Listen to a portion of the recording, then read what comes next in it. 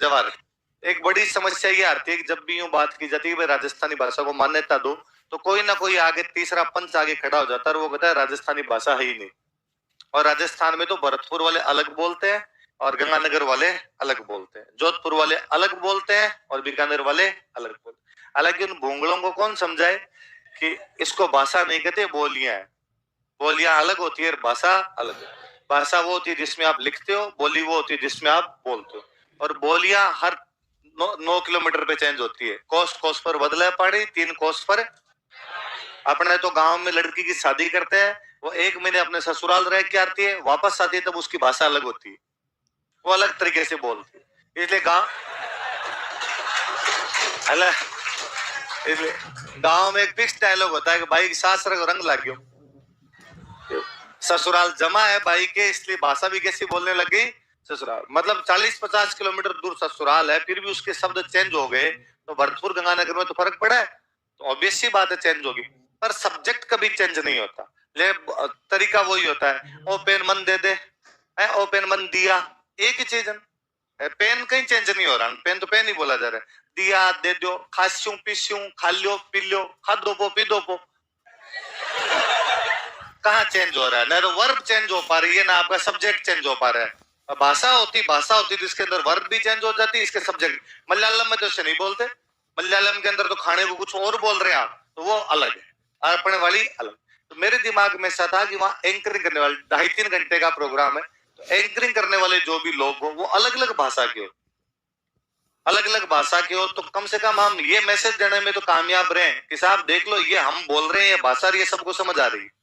क्योंकि मैंने मेरे व्यक्तिगत अनुभव से हमेशा ये जाना था कि मैं बीकानेर का रहने वाला, चूरू पैतृक गांव पड़ता है, इसलिए चूरू की भाषा अलग, बीकानेर की भाषा अलग। मेरी पढ़ाई लिखाई जितनी भी हो गंगानगर वाले इलाके में भी, वहां की भाषा अलग। लेकिन मैं तीनों बोलता हूँ, समझता हूँ। फिर कोई कहते कि तो तीनों टच करते हो तो आप ऑटोमेटिकली बोल लोगे, समझ लोगे। मैं जब यहाँ आया तो मेरे साथ नागौर के लोग रहे, मैं उनकी बोलता समझता हूँ अच्छे से। बाड़मेर वाले रहे, मैं उनकी बोलता समझता हूँ। मेरे साथ राजसमंद वाले रहे, मैं उनकी बोलता समझता हूँ। भरतपुर या जयपुर साइड की तरह के लोग कम रहे, तो मैं बोलना नहीं चाहता पर समझ अब भी आती। यदि कोई भरतपुर का मेरे साथ भरतपुरी में बात करता तो मुझे ये कभी नहीं लगता कि क्या बोल गया। मुझे लगता है समझ में तो आ गई बात, इसने जो बोली थी मेरे तक पहुंच गई, मैं मेरी भी बोलूंगा तो इस तक पहुंच जाएगी। हम यदि अडिग हो जाए ऐसे कि नहीं हमारे समझ में आती नहीं, तो बात अलग है। इक्का दुक्का वर्ड इधर उधर हो सकते हैं, बाकी सेम सेम सी चीजें रहती है, समझ में आ जाती है। आप थोड़ा सा दिमाग लगाओ। और हम देखते भी हैं कि अपने साथ पीजी के अंदर, हॉस्टल के अंदर कोई रहता भी है, कोई दूसरा बच्चा बोलता है तो अपने थोड़े दिनों में लगता है ठीक है, रेडी। मैं थोड़े दिनों में अपने अंग्रेजी फ्रेंच ही सीख जाए कोई आदमी, तो अपनी भाषा है, तो ऑब्वियस सी बात है, समझ में आ जाए। तो मेरे दिमाग में ऐसा था कि ऐसा कुछ कर लिया जाए।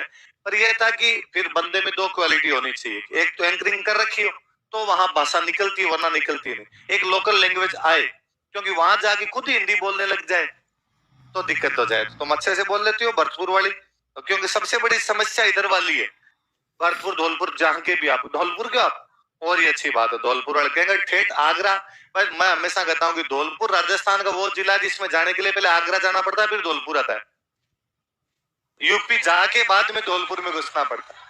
तो ठेठ तो ठीक है, तुम्हारे साथ एक को जैसलमेर की लड़की खड़ी करेंगे या जैसलमेर का कोई बंदा खड़ा करेंगे, एक तुम बोलोगी तो हम कह पाएंगे कि साहब पूर्व से पश्चिम तक हमारी भाषा एक है।